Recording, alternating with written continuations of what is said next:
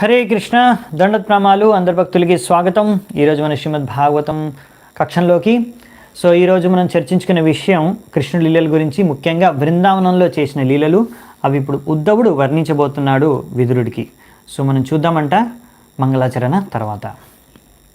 ఓం అజ్ఞానతిమిరాంధస్య జ్ఞానాంజనాశలాకయా చక్షోరున్మిళితం యేన తస్మై శ్రీ గురవే నమః. శ్రీచైతన్యమనోభీష్టం స్థాపితం యేన భూతలే స్వయం రూపః కదా మह्यं దదాతి స్వపదాంతికం. వందేహం శ్రీగురూన్ శ్రీయుతాపదకమలం శ్రీగురూన్ వైష్ణవాంశ శ్రీరూపం సాగ్రజాతం సహగణ రఘునాథాన్వితాం తం సజీవం సాద్వైతం సావధూతం పరిజనసహితం కృష్ణచైతన్యదేవం శ్రీరాధా కృష్ణపాదాన్ సహగణ లలితా శ్రీవిశాఖాన్వితాంశ్చ. నమో ఓం విష్ణుపాదాయ కృష్ణప్రేష్ఠాయ భూతలే శ్రీమతే భక్తివేదాంత స్వామినితి నామినే. నమస్తే సారస్వతే దేవే గౌరవాణి ప్రచారిణే నిర్విశేషః శూన్యవాది పాశ్చాత్యదేశతారిణే.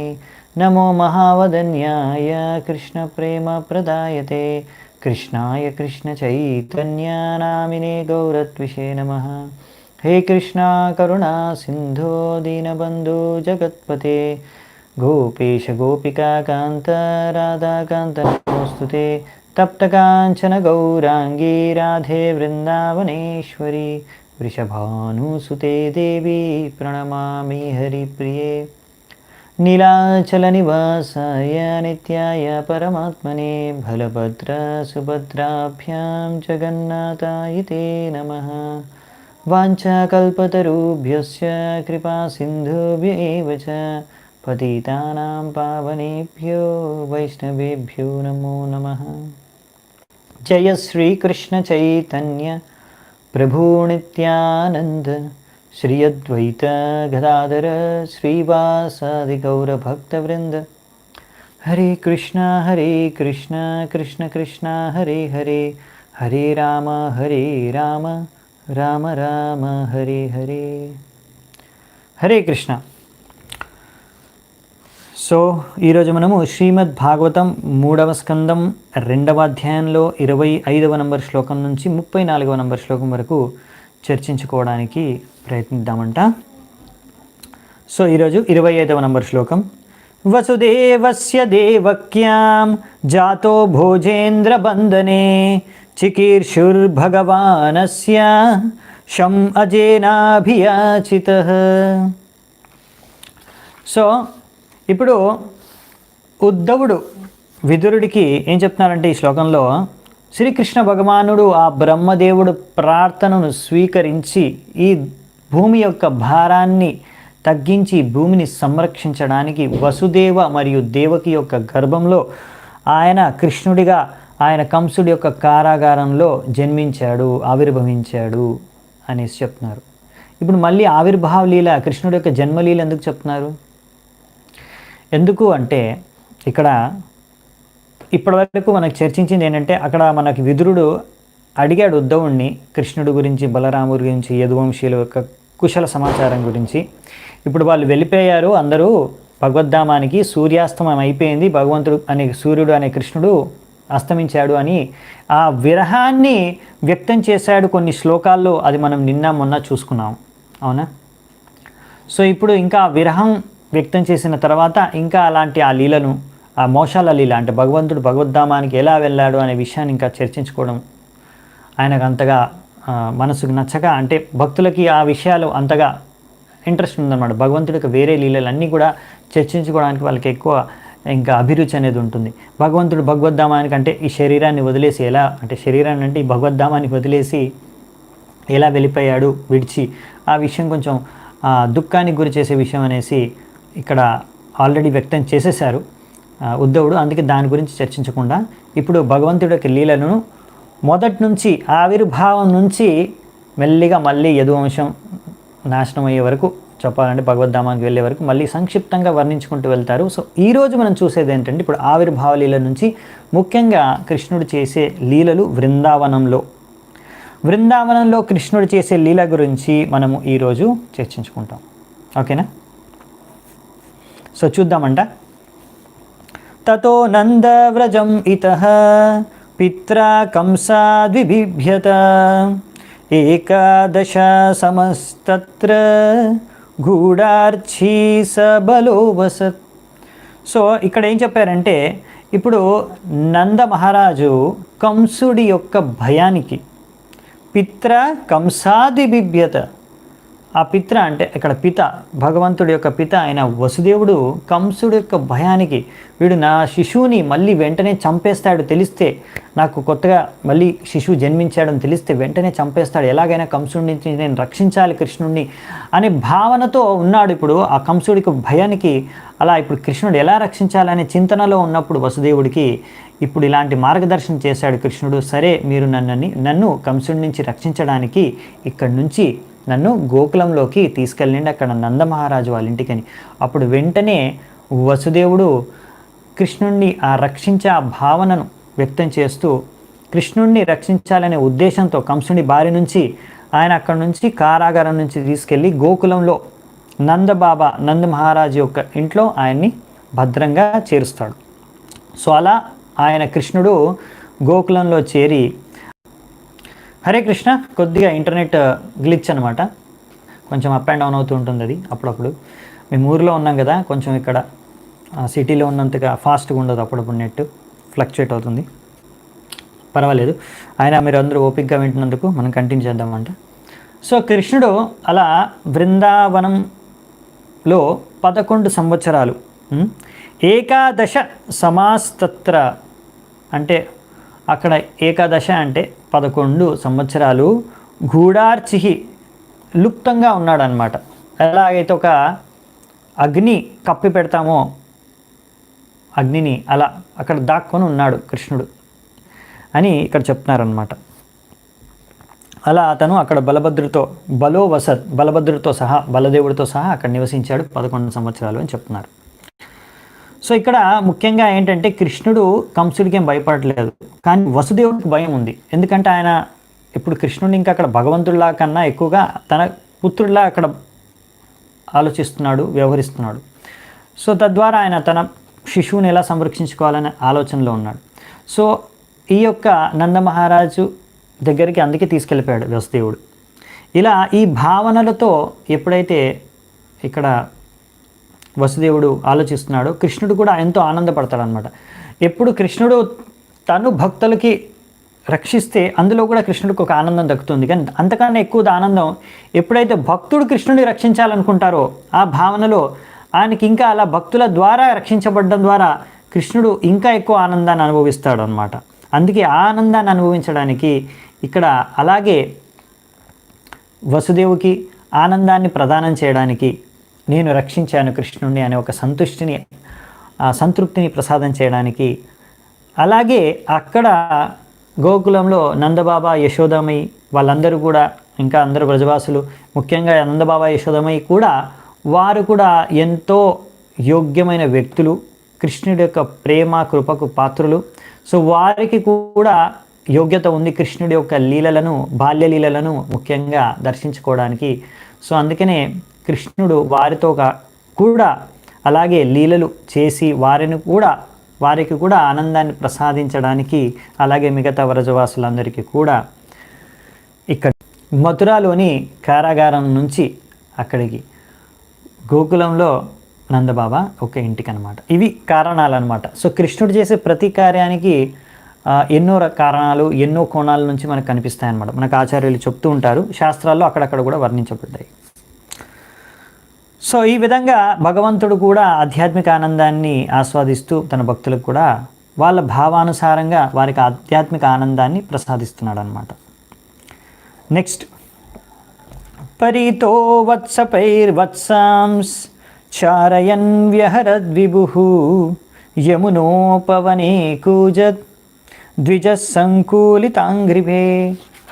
ఇప్పుడు ఇక్కడ ఏం చెప్తున్నారంటే, చిన్నతనం నుంచే ఆ భగవంతుడు కృష్ణుడు తన గోపసకులు ఇంకా దూడలను, వత్స అంటే గోవత్స అంటే ఆవు యొక్క బిడ్డ అనమాట, ఆవు యొక్క దూడలను చిన్నగా ఉన్నప్పుడు ఫస్ట్ దూడల్ని ఇంకా ఆయన యొక్క గోపసకులతో పాటు కలిసి చారయన్ విహరద్ విభు, గోచరణ చేయడానికి వాళ్ళందరినీ, అంటే ఆ యొక్క వత్సచరణ, ఇక్కడ వత్స ఇంకా అంటే గోవత్సలు ఇంకా గోప కుమారులు వీళ్ళందరినీ తీసుకొని గోచరణ లీలకు వెళ్తున్నారు అనమాట. ఎలా? యమునా పవనే కూజాత్, యమున నది ఒడ్డు నుంచి వెళ్తూ అక్కడ ఉన్న చెట్లు ఇంకా రకరకాల పక్షులు ఇంకా రకరకాల పళ్ళు పువ్వులు ఇలా రకరకాల శబ్దాలు, పక్షులు చేసే శబ్దాలు వింటూ విహరిస్తూ ఆనందంగా ఆడుకుంటూ పాడుకుంటూ అక్కడ విహరిస్తూ వారు వాళ్ళ లీలల్ని చేసేవారంట చిన్నప్పుడు కృష్ణుడు. సో తద్వారా మనకి ఇక్కడ అర్థమయ్యేది ఏంటంటే, నందమహారాజు మనకు తెలిసిందే ఆయన జమీందార్, అక్కడ కంసుడి తరఫు నుంచి ఆయన ఆ ఏరియాకి ఇన్ఛార్జ్ అనుకోండి, రాజు అనుకోండి ఆ ప్రదేశానికి. కానీ నందమహారాజు వైశ్య కనుక ఆయన వృత్తి ప్రకారం, ఆయన ధర్మం ప్రకారం, వర్ణాశ్రమ ధర్మం ప్రకారం ఆయన చేయాల్సిన కర్తవ్యం ఏంటంటే గో సంరక్షణ, కృషి, గోరక్ష వాణిజ్యం. ఇది వైశ్యులకు ఇచ్చిన వర్ణాశ్రమ ధర్మం ప్రకారం చేయవలసింది. సో అందుకనే గోవుల్ని రక్షించడం, ఇంకా ఈ కృషి అంటే అగ్రికల్చర్, వ్యవసాయం చేయడం అనేది వాళ్ళకి ఇచ్చిన ధర్మం అన్నమాట. ఎలాగైతే క్షత్రియులకి ప్రజలందరినీ సంరక్షించే బాధ్యత ఇచ్చారో ధర్మం, అలాగే వైశ్య యొక్క ధర్మం ఇది ఏంటంటే ఇది. అందుకని ఇప్పుడు మన నందబాబా కృష్ణుడిని చిన్నప్పటి నుంచే, చిన్న వయసు నుంచే ఆయన్ని ఏం చేశారంటే గోవత్సలను తీసుకొని గోచరణ లీలకు పంపించేశారు చిన్నప్పటి నుంచే, చాలా చిన్న వయసు నుంచే. సో ఎందుకంటే అది అతని ధర్మం, వృత్తి కాబట్టి చిన్నప్పటి నుంచి ఆయన వృత్తిలో పెట్టేశారనమాట. సో వీళ్ళందరూ కూడా గోపాలకులు, కృష్ణుడితో చిన్నప్పటి నుంచి లీలలు చేసే వాళ్ళందరూ కూడా సాధారణ మనుషులు కాదు. వాళ్ళందరూ కూడా ఎన్నో ఏళ్ళు, ఎన్నో జన్మలు, ఎన్నో తపస్సులు చేసుకున్న మహామునులు, మహాభక్తులు. ఇప్పుడు మహర్షులందరూ వీళ్ళందరూ కూడా ఇప్పుడు కృష్ణుడి గోపసకులుగా ఈ యొక్క జన్మలో వాళ్ళకి జన్మ దక్కిందనమాట, ఈ భాగ్యం దక్కింది అని ఇక్కడ మనకి ఆచార్యులు తెలియజేస్తున్నారు.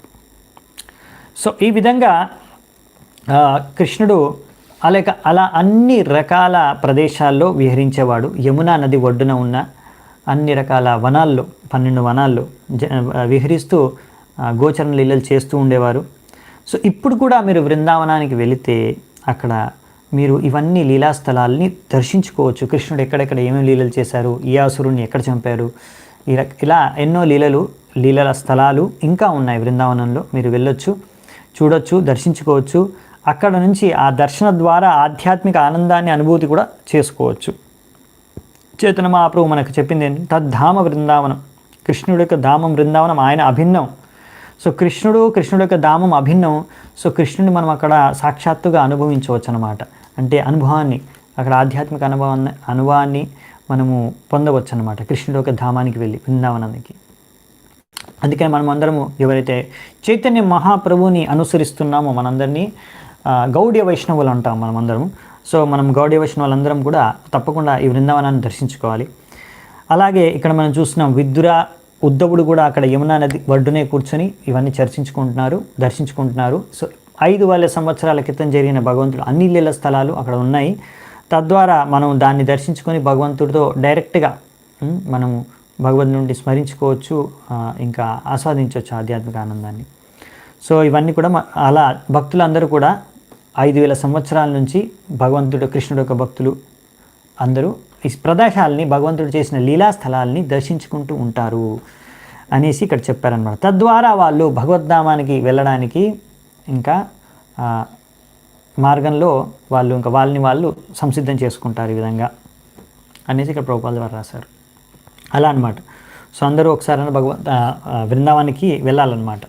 ఒకవేళ మీరు ఇప్పటివరకు వెళ్ళకపోతే ఇంక ఇప్పుడు ఎలా కోవిడ్ కనుక భవిష్యత్తులో వెళ్ళడానికి ప్రయత్నించండి. సో మనము ఇప్పుడు నెక్స్ట్ వెళ్దామంట శ్లోకానికి.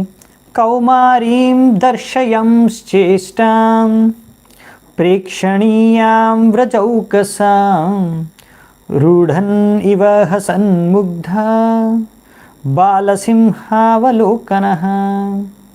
ఇక్కడ ఏం చెప్తున్నారంటే కౌమార్యం అంటే కౌమార అవస్థలో, అంటే చిన్న బాలుడిగా ఉన్నప్పుడు కృష్ణుడు అక్కడ బృందావన వ్రజకౌషం, సో బృందావన వాసులు అందరూతో పాటు వాళ్ళందరి మధ్యలో ఒక చిన్న పిల్లవాడిలాగానే ప్రవర్తిస్తూ వ్యవహరిస్తూ వాళ్ళందరితో పాటు లీలలు చేశాడు, ఆనందాన్ని ప్రదానం చేశాడు వాళ్ళందరికీ.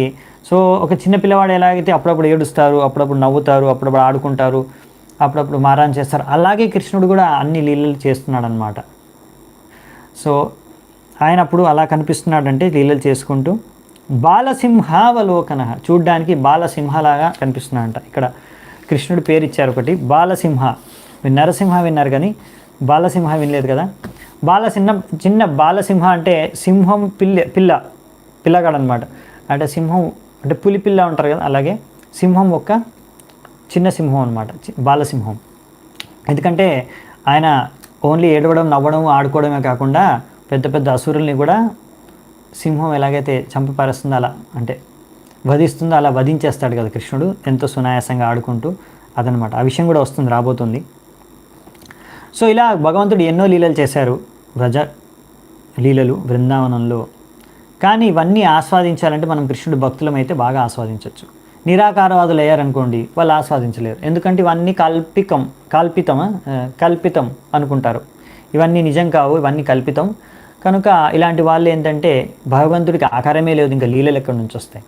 సో అందుకనే వాళ్ళు ఈ లీలల్ని, భగవంతుడి యొక్క ఈ ఎంతో మనోహరమైన లీలల్ని, దివ్య లీలల్ని వాళ్ళు ఎప్పుడూ ఆస్వాదించలేరు. ఈ ఆనందాన్ని, ఆధ్యాత్మిక ఆనందాన్ని వాళ్ళు ఎప్పుడూ పొందలేరు. వాళ్ళు ఓన్లీ ఆ బ్రహ్మానందం, అందులో వెళ్ళి ఆ బ్రహ్మంలో విలీనమై ఓం శాంతి శాంతి శాంతి అంతే. వాళ్ళు శాంతి వరకే ఆగిపోతారు అనమాట. దాని పైన ప్లాట్ఫామ్ వచ్చేసి ఆనందం స్టార్ట్ అవుతుంది. సో ఆ ఆనందం ప్లాట్ఫామ్కి ఆధ్యాత్మిక ఆనందాన్ని వాళ్ళు అనుభవించలేరు అనమాట. సో అందుకే ఇలా కృష్ణుడు అక్కడ నంద యశోదకే కాకుండా వ్రజవాసులు అందరితో పాటు ఆయన ఆదాన ప్రదానం చేసేవాడు. అక్కడ ఉన్న వ్రజవాసులందరూ వాళ్ళ యొక్క వయస్సు తగ్గట్టుగా, అంటే పెద్దవాళ్ళకి పిల్లవాడిలాగా, అంటే తన కుమారుడిలాగా, పుత్రుడిలాగా, లేకపోతే ఇంకా తనతోటి వయసున్న వాళ్ళందరికీ, గోప కుమారులు, గోప సఖిలు వాళ్ళందరికీ ఒక మిత్రుడిలాగా, ఇంకా అలా అక్కడ పక్షులు, పశువులు, ప్రతి చెట్టు చేమతో ప్రతి ఒక్కరితో భగవంతుడు కృష్ణుడు అక్కడ ఆదన ప్రదానం చేసేవారు అనమాట. సో ఇలా ఎన్నో లీలలు చేస్తున్నారు.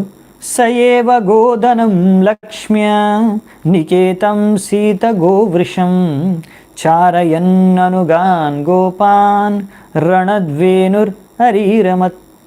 సో ఇప్పుడు ఇంకేం చెప్తున్నారంటే, అలా ఇంకా కొంచెం పెద్దగా వయసు అయిన కృష్ణుడు ఇంకొద్దిగా వయసు పెరిగిన తర్వాత నందమహారాజానికి ఇంకా గోవులని ఇంకా వృషభాలని అప్పచెప్పారనమాట. నువ్వు గోవుల్ని వృషభాలని కూడా గోచరానికి ఇప్పుడు తీసుకెళ్ళు, నువ్వు ఇప్పుడు ఇంకా బాధ్యత పెరిగిపోయింది నీకు.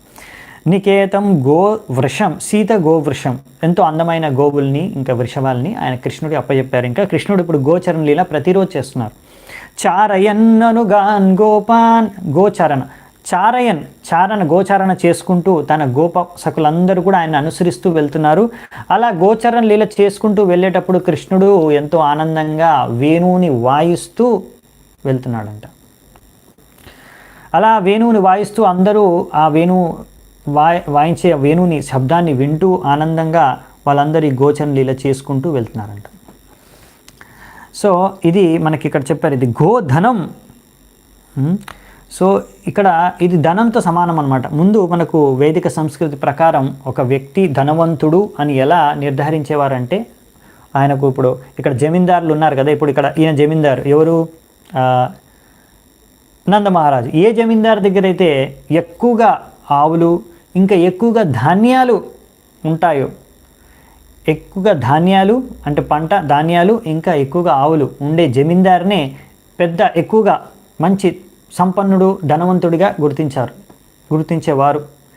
ఎందుకు అంటే ఇది అసలైన ధనం, గోధనం, ధాన్యం, ఆవులు ఇంకా ధాన్యం అనేదే అసలైన ధనం అని దీని ద్వారానే మన ఆర్థిక అంటే అర్థశాస్త్ర మన వైదిక సంస్కృతి ప్రకారం. So economy agriculture based economy అన్నమాట మనది. యాక్చువల్లీ ఇప్పుడు మనం పూర్వకాలం నుంచి చూస్తే మన ఎకనామీ మొత్తం ఆర్థిక వ్యవస్థ అంతా వ్యవసాయం మీద నిర్ధారపడే ఉండేది. ఇప్పుడు కొంచెం మార్పులు వస్తున్నాయి, చేర్పులు వస్తున్నాయి. కానీ ఇది అసలైన విధానం. ఎందుకంటే తద్వారా ఇవి రెండు ఉంటే సరిపోతుంది ఒక మనిషికి. ఒకవేళ ధాన్యాలు ఇంకా గోవులు ఉంటే ఆయన యొక్క ఆకలి తీరిపోతుంది. ఇంకా మళ్ళీ ఇంకా అతనికి ఏం అవసరం లేదు. ఎందుకంటే ఇప్పుడు మన దగ్గర పెద్ద ల్యాండ్ ఉంది, స్థలం ఉంది. దానిలో ఆయన కావాల్సిన ధాన్యాల్ని, ఫలాల్ని, కూరగాయల్ని, పువ్వులని ఇంకా ఏం కావాలో పండించుకోవచ్చు ఆహారానికి సంబంధించి. ఇంకా గోవులు ఉన్నాయి, గోవుల నుంచి ఆయనకి పాలు వస్తాయి, పాల నుంచి అనేక పదార్థాలు వస్తాయి. సో తద్వారా ఎంతో ఆనందంగా ఒక వ్యక్తి ఉండవచ్చు. ఆయనకు కావాల్సిన అవసరాలన్నీ తీరిపోతాయి ఆకలికి. ఇప్పుడు ఆయన మిగతా సమయం అంతా భగవద్ధామం వెళ్ళడానికి, భగవంతుడి చింతన, సాధన చేయడానికి ఉపయోగించుకోవచ్చు అనమాట. దీన్నే మనం సింపుల్ లివింగ్, హై థింకింగ్ అంటాం. ఇదే ప్రభుపాల్ ద్వారా స్థాపించాలనుకున్నారు ఈ వర్ణాశ్రమం ద్వారా కూడా. అందుకనే ప్రభుపాల్ ద్వారా స్వయంగా ఫామ్ కమ్యూనిటీ స్టార్ట్ చేశారనమాట, ఫార్మ్స్. సో ఇంకా ప్రభుపాల్ ద్వారా పూర్తి చేయలేకపోయారు. మనకు ఆ బాధ్యతని ఇచ్చేసి వెళ్ళిపోయారు. ప్రభుపాల్ ద్వారా అన్నారు ఇంకా 50% బాకీ ఉంది, నేను ఇంకా చేయాలనుకున్నా ఈ ఫార్మ్స్ అవన్నీ కూడా, ఇంకా సమయం ఉంటే నేను అదే చేద్దాం అనుకున్నానని. అది ఒక్కటి మనకు మిగిల్చి చేయడానికి ఆయన వెళ్ళిపోయారు. ఎందుకంటే తద్వారా మనందరికీ లాభం. సో ఇప్పుడు జనాలు ఏంటంటే, ప్రజలు, ఇప్పుడు ఆధునిక మనిషి ఏంటంటే అక్కర్లేని, అవసరం లేని విషయాల కోసం అవే అవసరం అనుకొని వాటి కోసమే జీవితాంతం అంతా ఎంతో కష్టపడుతున్నారు. అవునా? పెద్ద టీవీ కావాలి, పెద్ద బంగ్లా కావాలి, పెద్ద కార్ కావాలి, ఇలాంటి అక్కర్లేని, అవసరం లేని అవసరాలు సృష్టించుకొని, దీన్ని ఇక్కడ ఆర్టిఫిషియల్ నెసెసిటీస్ అంటే కృత్రిమంగా, ఇవి మనకు అవసరం లేదు. మీరు కారు లేకున్నా కానీ, మీరు అది కారుని తింటే మీరు మీ ఆకలి తీయదు కదా. ప్రభుపాల్ ద్వారా అనేవారు, నట్స్ బోల్ట్స్ తిన్నారనుకోండి, ఫ్యాక్టరీలో వెళ్ళి పనిచేస్తున్నారు, ఫ్యాక్టరీలో అవసరం లేదు మనకి అని చెప్తారు ప్రభుపాల్ ద్వారా.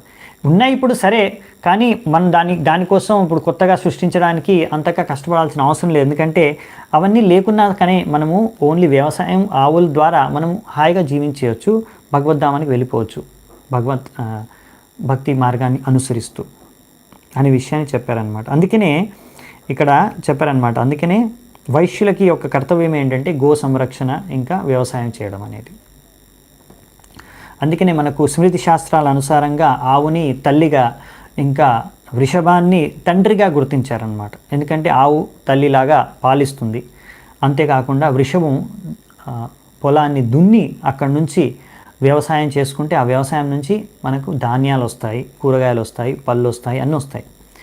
సో మేము ఇక్కడ, మీకు కొంతమంది చూసారనుకుంటా, వాట్సాప్లో నేను స్టేటస్ పెట్టాను.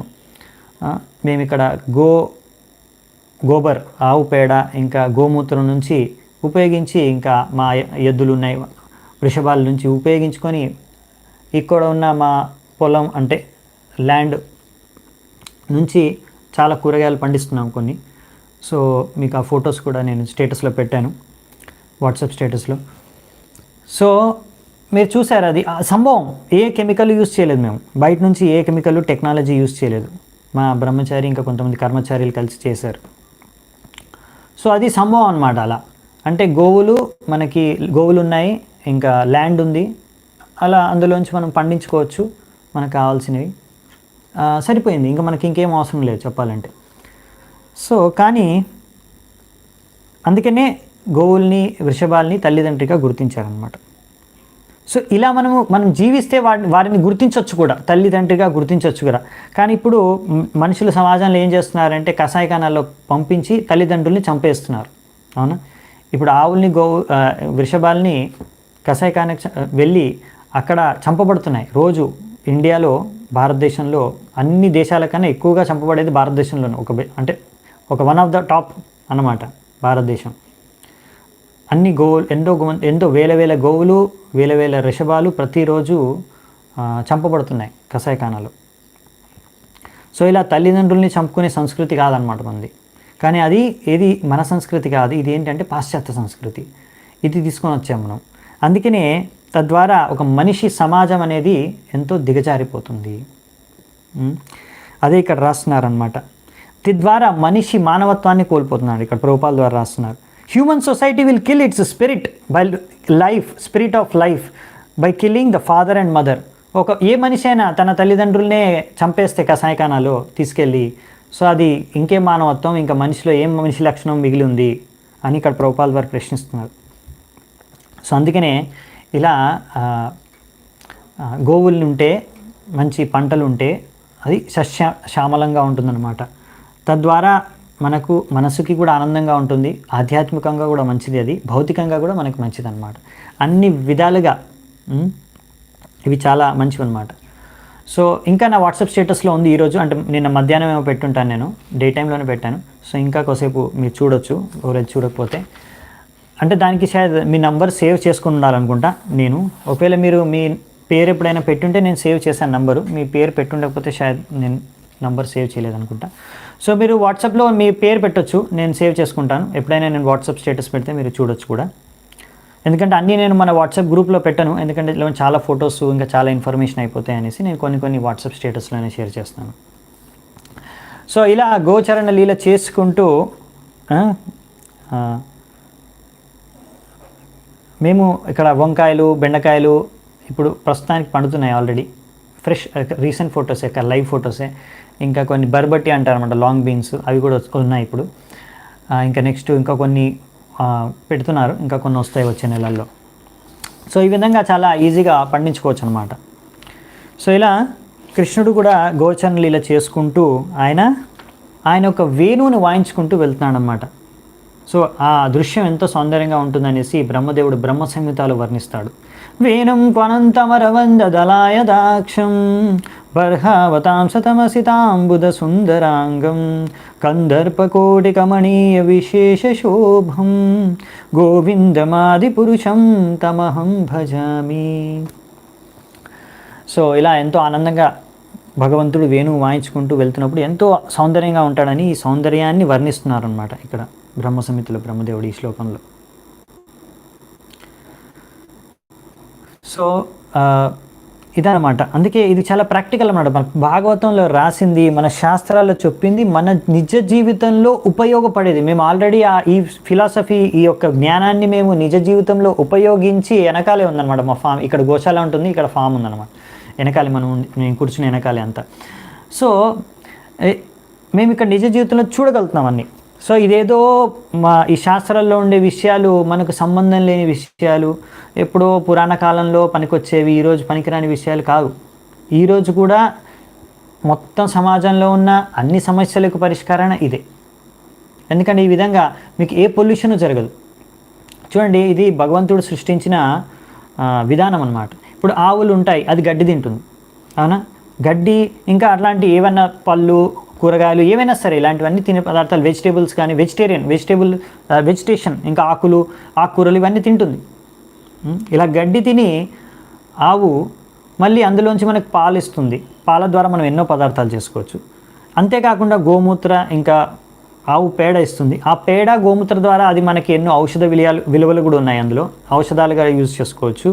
ఇంకా ఆవు పేడతో మీరు పిడికలు చేసి దాన్ని మీరు పొయ్యిలో పెట్టుకొని వంట వండడానికి కూడా ఉపయోగించుకోవచ్చు. అంటే మీకు ఇంకా గ్యాస్ కూడా అవసరం ఉండదు. మళ్ళీ ఆవు పేడ ఇంకా గోమూత్రం ద్వారా మీరు వ్యవసాయం చేయడానికి అవే ఎరువులుగా వాడుకోవచ్చు.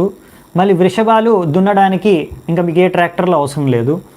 సో తద్వారా మీకు మళ్ళీ అవే గోమూత్ర గోబర్ ఆవు పేడ ద్వారానే మన పంటలు పండించుకోవచ్చు.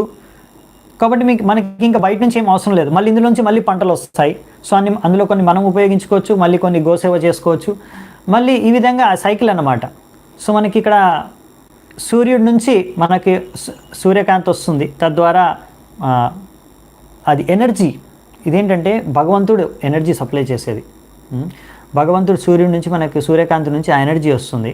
సో భగవంతుడు ఈ యొక్క చెట్లలో ఆ ఎనర్జీని ట్రాప్ చేసుకునే విధానం ఇచ్చారు. సో అందులోంచి మనకు ఆ చెట్టు నుంచి మనకు కొన్ని ఉపయోగకరమైన మనం తింటాము. అది మళ్ళీ ఆవు తినేది ఆవు తింటుంది. సో మనం తినలేని గడ్డిని ఆవు తినేస్తుంది. సో ఈ విధంగా చూడండి, భగవంతుడు ఎంత బాగా అరేంజ్ చేస్తారు మనకి. ఇంకేం కష్టపడకుండా అన్ని సిస్టమ్ అరేంజ్ చేసేస్తారు. అయినా కానీ మనము మూర్ఖులుగా ఆ సిస్టాన్ని అంతా చిన్నాభిన్నం చేసేసి ఇప్పుడు రకరకాల కష్టాలు పడి రకరకాల పనులు చేసుకుంటూ రకరకాల కొత్త ఆవిష్కారాలు చేసి మనము నేచర్ని, ప్రకృతిని చిన్నభిన్నం చేసేసి మనమే కష్టాలు పాలవుతున్నాం ఈరోజు. అవునా? కష్టాలు మనమే అనుభవిస్తున్నాం. సో ఈ విషయాన్ని మనం అర్థం చేసుకోవడం చాలా ఇంపార్టెంట్ అన్నమాట. సో అందుకనే శాస్త్రాలు మనం చదివేది మనం భక్తి చేసుకోవాలి. కానీ మన శాస్త్రాల్లో భక్తి చేసుకోవడానికి అనుకూల విధానమైన పద్ధతి ఏంటి, ఒక మనిషి జీవించడానికి ఈ భౌతిక ప్రపంచంలో అనే విషయాలు కూడా ఇక్కడ శాస్త్రాల్లో ఇచ్చారు. అంటే నువ్వు భక్తి చేసుకో అనే చెప్పలేదు, భక్తి చేసుకోవడానికి అనుకూలమైన జీవన విధానం ఏమిటి, నువ్వు బాగా భక్తి చేసుకోవాలంటే అనుకూలమైన జీవన విధానం ఏమిటి అనే విషయాన్ని కూడా మన శాస్త్రాలు వర్ణించాయి. కృష్ణుడు స్వయంగా గోచరణ లీల చేశాడు. ఇప్పుడు మీరు చూస్తే కృష్ణుడు ఇక్కడ కృష్ణుడు ప్రభుపాల ద్వారా రాశాడు. ఆయన జగద్గురువు lord Krishna as a teacher of human society personally showed by his example. అవునా, ఆయన తన ఉదాహరణతో కృష్ణుడు నేర్పించాడు అందరికీ. కృష్ణుడు ఉన్న ఇన్ని రోజులు గోచరణ లీల చేశాడు. ప్రతిరోజు బృందావనంలో ఉంటే కృష్ణుడు ప్రతిరోజు గోచరణ చేసేవారు. చాలామంది భగవంతుడు కృష్ణుడు చేసిన ఎన్నో లీలలు, మక్కన్చోర్ లీల, వెన్నదొంగ లీలలు, గోవర్ధని లీల, ఇంకా బయట వాళ్ళు ఎక్కువ రాసలీల, ఇలాంటివి ఇంకొంతమంది రకరకాల అసురుల్ని వధించిన లీల, ఇవన్నీ చర్చించుకుంటారు, చాలా మంచిదే. కానీ అన్నిటికన్నా ఎక్కువ సమయం చేసిన లీల ఏంటి అంటే కృష్ణుడు అది గోచరణ లీల. ప్రతిరోజు పొద్దున్నుంచి సాయంత్రం వరకు చేసిన లీల గోచరణ లీల. బృందావనంలో పొద్దునే వెళ్ళిపోయేవాడు కృష్ణుడు గోవుల్ని తీసుకొని, మళ్ళీ సాయంత్రం సూర్యాస్తం సమయానికి వచ్చేవారు. వచ్చే ముందు నందభవన్ దగ్గర మీరు ఈసారి వెళ్తే బృందావనానికి నందగాంలో నందభవన్ నుంచి కొంచెం దగ్గరలోనే ఉంటుంది. అక్కడ తేర్ కదంబ అక్కడ కదంబ వృక్షంలో ఒక తేరు అంటే యాక్చువల్లీ ఒక కొమ్మ మీద కూర్చొని కృష్ణుడు ఫ్లూట్ వాయించి ఒక్కొక్క ఆవుని పిలుస్తాడు. అక్కడ అన్ని ఆవులు చేరుకుంటాయి. ఎన్ని గోవులు వెళ్ళాయో గోచరానికి, అన్ని గోవులన్నీ తేరు కదంబ అనే ప్లేస్ దగ్గర అన్ని ఆ కదంబ వృక్షం దగ్గర కూర్చుంటే ఆయన తేరు కదంబ అంటే ఆ కదంబ వృక్షం పైన కూర్చొని ఫ్లూట్ వాయిస్తుంటాడు కృష్ణుడు. ఆయన అన్ని ఆవులను పిలుస్తాడు ఆ ఫ్లూట్ వాయించుకుంటూనే, వేణువుని వాయించుకుంటేనే. అక్కడ ప్రతి ఒక్క ఆవు పేరుతో సహా కృష్ణుడికి తెలుసు. ప్రతి ఒక్క ఆవుని లెక్క చేసుకుంటాడు. ఇప్పుడు లాస్ట్ ఫైనల్ కౌంటింగ్ అనమాట చేసుకుని, ఇప్పుడు నందభవన్ దగ్గరకు వచ్చేసింది కదా, అన్ని కౌంట్ చూసుకొని ఇక్కడ నుంచి ఇంకా తీసుకొని వెళ్ళిపోతారనమాట. చాలా సిస్టమేటిక్గా, ఆర్గనైజ్డ్గా ఎన్నో వేల ఆవుల్ని ప్రతిరోజు కృష్ణుడు ఇంకా గోపాలకులందరూ ఇంకా ఆయన ఫ్రెండ్స్ అందరూ కూడా ఏం చేసేవారు, గోచరణ లీల చేసేవారు స్వయంగా. సో ఇది ఎంత ఇంపార్టెంట్ అనేది కృష్ణుడు మీరు చూసుకోవచ్చు. తన లీల ద్వారా తను స్వయంగా చేసి వ్యక్తం చేశాడు. సో మనము అలా లీలలు వినడమే కాకుండా ఎన్నో విషయాలు కృష్ణుడు నేర్పిస్తున్నాడు లీలల ద్వారా. ఆ లీలలు భాగంగానే భగవద్గీతలో శిక్షణలు ఇచ్చాడు, బోధనలు ఇచ్చాడు. సో అవి కూడా మనం నేర్చుకుంటాం. అలాగే ఇది కూడా తన లీలల ద్వారా నేర్పిస్తున్నాడు కృష్ణుడు అని ఇక్కడ ప్రభుపాల ద్వారా మనకి చెప్తున్నారనమాట. సో తద్వారా ఇది సంభవం అనమాట. ఇది మనం ఎలా జీవించాలి. ఇప్పుడు చాలామందిని అడుగుతాం, ప్రభుజీ మీరు మంగళారతి పొద్దున్న చేయండి, లేచి పొద్దున్నే 5ంటికో 4:30కి మేము టెంపుల్లో చేస్తాం ప్రతిరోజు మంగళారతి. మీరు ఇంటి దగ్గర 4:30కో లేకపోతే 5ంటికో 6ంటికో ఎప్పుడైనా పొద్దున్న ఎర్లీ మార్నింగ్ మీరు చేసి మంగళారతి జపం చేసుకోండి, పొద్దున్న జపం చేసుకోవడం బ్రహ్మ ముహూర్తంలో చాలా మంచిది. అంటే ప్రభుజీ ఎక్కడ మేము ఆఫీస్కి అక్కడ కంపెనీలో పనిచేసేవారికి నైట్ 11 అయిపోతుంది, 12 అయిపోతుంది ఇంటికి వచ్చేవరకు. సో ఎక్కడ మాకు పొద్దున్న లేవగలం మేము, పొద్దున్న నుంచి మళ్ళీ ఆఫీస్కి వెళ్ళాలి మేము 9ంటికి 8:30కి. సో ఎక్కడ మాకు పొద్దున్న టైం ఉంటుంది ఇంకా చేసుకోవడానికి. అందుకే ఎప్పుడు టైం దొరికితే అప్పుడు మాలలు ఎలాగో 16 మాలలు చేసేసుకుంటున్నాం అంతే. ఇంకా భాగవతం వినడం కూడా టైం దొరకదు మనకు. సో ఎందుకు అంటే మీరు చూసుకున్న జీవిత విధానంలో సమస్య ఉంది. భక్తి చేసుకోవడం కష్టం కాదు, కానీ మీరు జీవితాన్నే ఒక కష్టపూరితంగా చేసుకున్నారు, దాన్ని బాగా కాంప్లికేటెడ్ చేసుకున్నారనమాట. ఒక కృత్రిమ జీవితాన్ని జీవిస్తున్నారు. ఇది భగవంతుడు మనకు చెప్పిన విధానం కాదు జీవించడానికి. సో భగవంతుడు ఇచ్చాడు ఇక్కడ ఏ విధంగా జీవించాలో జీవన విధానం. తద్వారా ఏంటంటే మీకు మంచి సమయం దొరుకుతుంది భగవంతుడి గురించి సాధన చేసుకోవడానికి. ప్రతిరోజు ఉదయం లేవచ్చు హాయిగా మంగళారతి అంతా సాధన చేసుకొని, తర్వాత డే టైంలో మీరు కొద్దిగా వ్యవసాయం చేసుకొని, గో సంరక్షణ చేసుకొని, తర్వాత మీరు మిగతా సమయంలో హాయిగా మీరు ఇవన్నీ చేసుకోవచ్చు అనమాట, భక్తి సాధన ప్రచారం. సో అందుకనే ఇది మనకు చాలా అనుకూలమైన పద్ధతి, జీవన విధానం అనేది మనకి భగవంతుడు స్వయంగా నేర్పించాడు. సో నెక్స్ట్ కొన్ని శ్లోకాలు ఉన్నాయి, చూసుకొని ముగిద్దామంట, నాకు సమయం అయిపోతుంది. ప్రయుక్తాన్ భోజరాజేన మాయిన కామరూపిణ లీలయా వ్యనుదత్తాంస్తాన్ బాల క్రీడనకన్ ఇవ. ఇప్పుడు ఇక్కడ ఏం చెప్తున్నారంటే ఆ భోజరాజేన ప్రయుక్తేన భోజరాజు ఎవరు? కంసుడు ప్రతిరోజు కృష్ణుడిని చంపడానికి అనేసి కొత్త అసురుల్ని, ఎంతో భయంకరమైన అసురుల్ని, రాక్షసుల్ని పంపిస్తే ఎలాగైతే చిన్న పిల్లలు ఆడుకుంటూ ఆడుకుంటూ వాళ్ళకి బొమ్మలు ఉంటాయి కదా, ఆడేటప్పుడు ఆడుకుంటూ ఆడుకుంటూ బొమ్మలు విరిగిపోతాయి, విరిచేస్తారు బొమ్మల్ని, అలా విరగొట్టేస్తారు కదా, అలా భగవంతుడు కృష్ణుడు ఆడుకుంటూ ఆడుకుంటూనే రోజు ఒక్కొక్క అసురుణ్ణి చంపి పారేసేవారు అనమాట, పంపిస్తే. సో అందుకనే కృష్ణుడు ఇంతకుముందు బాలసింహ అన్నారు, ఎందుకంటే సింహంలాగా వధించేస్తాడు కూడా అసురుల్ని ఆడుకుంటూ ఆడుకుంటూనే. సో అలా అగాసురు, బగాసురు, త్రిణవ్రత, ధేనుకాసురు, పూతన, శకటాసురు, గర్దబాసురు, ఇలా ఎంతోమంది అసురుల్ని పంపించాడు ఆయన. ఎవరు? కంసుడు.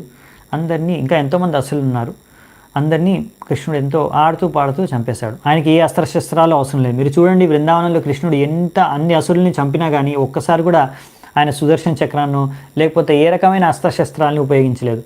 చేతులతోనే ఆడుకుంటూ పాడుకుంటూ చంపేశాడు, ఎందుకంటే ఆయన భగవంతుడు కనుక.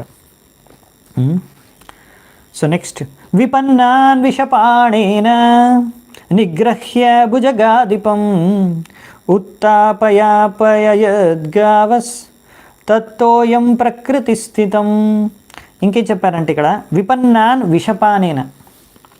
సో విషపూరితం అయిపోయిందనమాట అక్కడ యమునా జలం అంతా, యమునా నది అంతా. ఎందుకు అంటే కాళియా సర్పం ఉండడం వల్ల.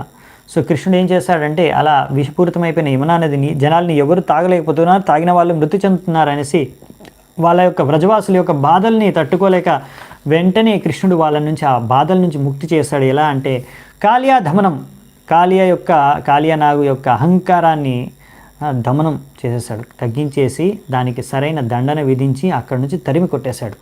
తద్వారా యమునా నది జలాలు మళ్ళీ విషాన్ని నుంచి సంపూర్ణంగా ముక్తి అయిపోయి మళ్ళీ వాళ్ళందరూ కూడా తాగడానికి అనుకూలంగా మారాయన్నమాట, బ్రజవాసులకి ఇంకా ఆవులకి. తద్వారా నెక్స్ట్ ఇంకేం చేశారు,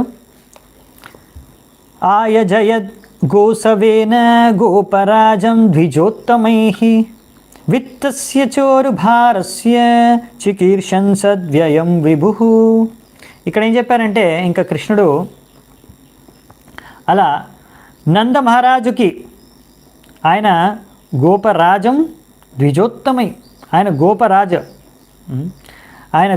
అందరు అక్కడ వైశ్యులందరికీ ఆయన రాజు అక్కడ గోప కులానికి. సో ఆ నందమహారాజు మంచి ధనవంతుడు, ఆయన ఎంతో సంపత్తి ఉంది ఇప్పుడు. సో ఇప్పుడు భగవంతుడు కృష్ణుడు ఏం చేస్తారంటే ఆ సంపత్తిని మొత్తం ఇప్పుడు మళ్ళీ ఆయన ప్రతి సంవత్సరంలాగా ఇంద్ర పూజ చేయడానికి వినియోగిస్తాడు.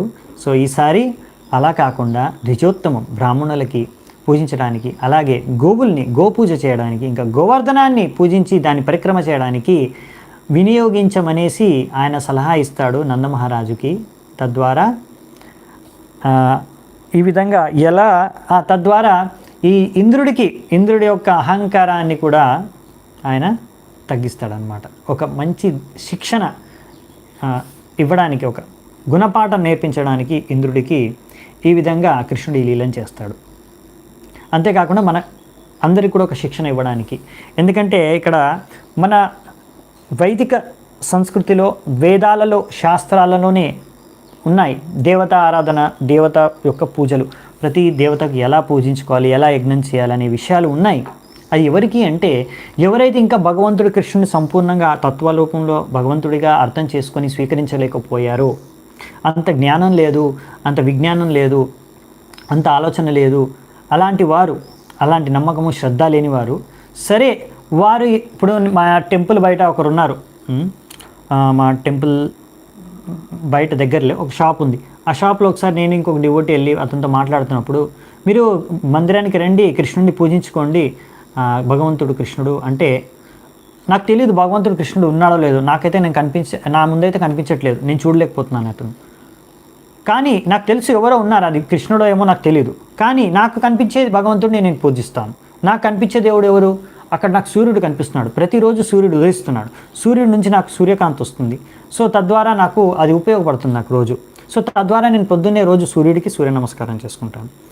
నేను రోజు గాలి పీల్చుకుంటున్నాను, సో వాయువు ఉంది, సో దానికి ఎవరో దేవత ఉన్నాడు, ఆ వాయు దేవతను నేను పూజించుకుంటాను.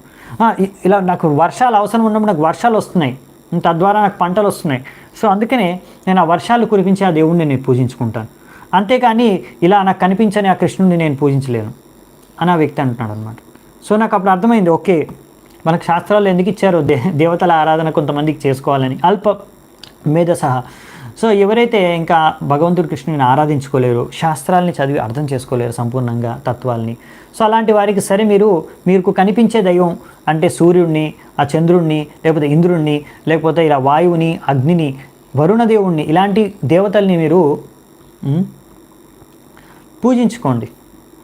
తద్వారా కనీసం ఎవరో పైన నా పైన ఎవరో ఉన్నారు, నేనే భగవంతుడు అనుకోకుండా అట్లీస్ట్ ఎవరో ఉన్నారు మీ కృతజ్ఞతను వ్యక్తం చేసుకోండి.